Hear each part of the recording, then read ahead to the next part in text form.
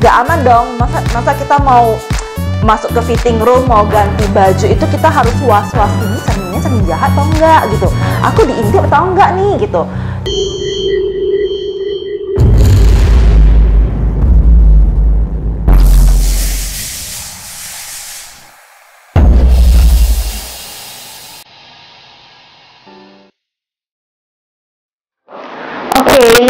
Jadi kembali lagi dengan saya, Cien. Kali ini kita akan lebih menjelaskan tentang cermin. Jadi katanya ada cermin yang jahat. Nah, cermin jahat ini maksudnya apa sih ya? Nah, sebenarnya cermin itu yang dikatakan jahat itu disalahgunakan oleh oknum-oknum yang tidak bertanggung jawab, yaitu ya tadi itu untuk mengintip dan lain-lain. Padahal sebenarnya ada maksud juga ya di cermin ini. Biasanya dipakai di kayak ruangan interogasi polisi supaya orang nggak nampak. Kemudian di ruangan CCTV supaya orang yang di luar tuh nggak nampak. Jadi biasanya kaca itu dipakai di bagian seperti itu. Nah, apakah memang benar ada produk kaca seperti itu sehingga bisa disalahgunakan dong oleh siapa aja gitu? Nah, di sini kita akan lebih mengupas apa itu cermin yang katanya jahat, apa itu cermin beneran, dan gimana cara kita sebagai orang awam membedakan cermin yang bisa diintip itu dan cermin yang memang benar-benar cermin, gitu ya. Gak aman dong, masa kita mau masuk ke fitting room, mau ganti baju itu kita harus was-was, ini cerminnya cermin jahat atau enggak gitu, aku diintip atau enggak nih gitu. Jadi gimana cara kita sebagai orang awam membedakan apa itu cermin yang katanya jahat dan memang yang cermin yang benar-benar cermin. Oke, jadi di depan saya ini saya sedang di showroom kaca ya, showroom kaca elit. Jadi di depan saya kebetulan ada dua kaca yang memang yang tadi dikatakan kaca cermin, kemudian kaca cermin yang jahat. Jadi ini yang saya pegang ini mantul ya. Jadi mantul, kalau saya berkaca nampak bayangan saya. Oke. Tapi sebenarnya ini adalah kaca one way. Oke, jadi cara kerja kaca ini biasanya begini. Kaca ini biasanya kebanyakan nih dipakai di jendela. Kalau permintaan di rumah-rumah itu biasanya di jendela. Jadi kalau pada siang hari tentunya walaupun di dalam rumah kita membuka semua lampu ya, tentunya cahaya matahari itu akan lebih terang dibandingkan lampu yang ada di dalam rumah. Dan biasanya kalau siang hari itu orang pada nggak buka lampu maksimal seperti di malam hari ya. Sehingga pencahayaan di dalam ruangan itu akan lebih sedikit, lebih kecil dibandingkan cahaya dari luar, yaitu cahaya matahari. Nah, biasanya yang seperti itu, maka orang yang di luar tidak akan nampak tembus ke dalam. Tetapi orang yang di dalam rumah akan nampak tembus keluar. Mereka akan tahu siapa itu di luar dan lain-lain. Di luar itu akan nampak seperti cermin, persis seperti ini. Kita bisa berkaca, kita bisa bercermin. Jadi pantulan bayangan kita itu lengkap, full. Nah, kalau mau dibilang ada berapa warna, jadi kaca one way, ini disebut kaca one way, kaca reflektif. Kemudian sekarang banyak produk ya yang namanya beda-beda ya, ada juga T-Sunlock. Jadi cara kerjanya itu memang dia adalah mengcoating. Sebenarnya ini adalah coatingan yang sebenarnya gunanya itu untuk memfilter atau memblok panas dari luar.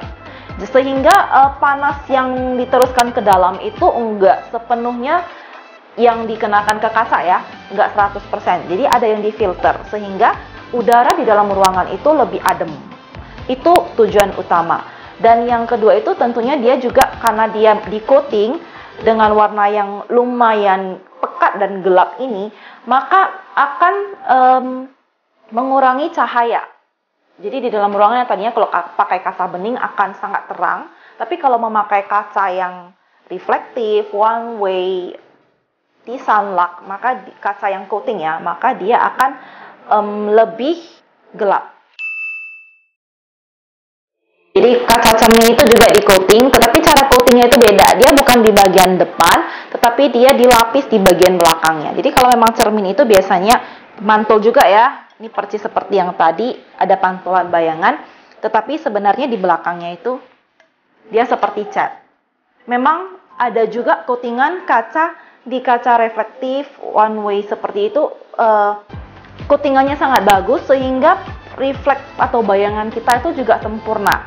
Tapi biasanya akan ada perbedaan sedikit di pencahayaan, yang dimana kalau kacanya dibandingkan kita akan tahu. Tapi kalau kacanya berdiri sendiri dengan pencahayaan yang juga sangat terang di ruangan itu, maka kita akan nggak tahu kalau itu adalah kaca cermin ataukah kaca one way atau reflektif, gitu ya. Jadi saya sedang memegang 2 lembar kaca. Jadi kalau ini di pencahayaan yang sama ya, kalau kita bandingkan 2 kaca ini, maka akan lebih gelap yang sebelah sini. Tetapi pantulannya juga sempurna, refleksnya sempurna.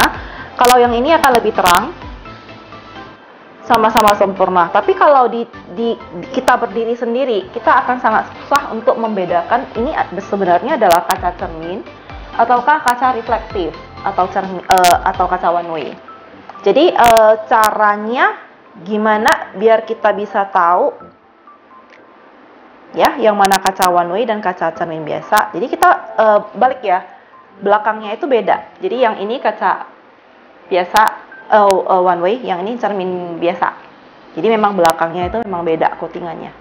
Jadi dari depan itu ya hampir mirip, tetap mereflektifkan atau memantulkan bayangan yang sempurna, pencahayaannya aja yang beda. Oke, jadi sekarang kita masuk gimana cara membedakan yang mana nih kaca reflektif atau one way, kaca jendela, yang mana sih yang kaca cermin beneran. Oke, jadi kita langsung praktekkan aja ya. Mungkin penjelasan saya itu memang kurang jelas mungkin ya, jadi kita langsung praktek aja. Nah, kalau memang di kaca cermin, kita tinggal begini, jari kita tempelkan ke permukaan cermin. Nah, biasanya kalau jari kita tempel ke permukaan cermin, dia akan ada jarak. Ada nampak ya, di kuku saya dengan di bayangan kuku saya akan ada jarak. Benar ya? Ada jarak ya. Nah, ini adalah cermin yang memang cermin, nggak tembus. Oke. Tetapi, kalau kaca one way ini, sebagus apapun coatingannya ini, sampai menyerupai cermin sekalipun, kalau memang coatingannya memang bisa tembus, maka kalau kita menempelkan kuku kita, maka tidak akan ada jarak. Jadi kita coba di kaca ini, oke? Jadi kalau saya tempelkan, oke, kuku saya dengan kuku bayangan itu nempel. Jadi tidak ada jarak sama sekali, nempel. Ya. Dan biasanya sebagus apapun coatingannya ini sampai menyerupai cermin yang asli, tetap akan tembus. Cuman kalau memang orang yang di belakang atau ada kamera tersembunyi, itu namanya kamera tersembunyi ya, jadi pastinya kecil. Nah, tapi kalau ada orang yang berdiri di belakang, dia kalau agak jauh aja sudah nggak nampak. Nah, jadi ini bayangan tangan saya nampak ya. Apalagi kalau di bagian belakang itu terang, itu akan sangat jelas nampak. Tapi kalau saya mundurin, akan berbayang, agak jauh lagi, mungkin sudah nggak nampak. Jadi tergantung dari coatingannya ini sebagus apa. Jadi walaupun dia bukan cermin ya, tapi secara awam mungkin juga dengan pencahayaan yang sangat bagus, saya sendiri yang sudah melihat kaca ini dari umur saya kecil sampai segini, mungkin saya juga nggak bisa membedakan. Tapi cara membedakannya itu gampang dengan cara tadi, menempelkan jari kita. Kalau ada jarak, maka dia adalah cermin yang beneran. Tapi kalau tidak berjarak, maka dia adalah kaca yang tidak di coating belakangnya. Nah, sekian video kita kali ini. Jangan lupa subscribe dan like. Kalau ada yang mau ditanyakan, boleh di komen di bawah.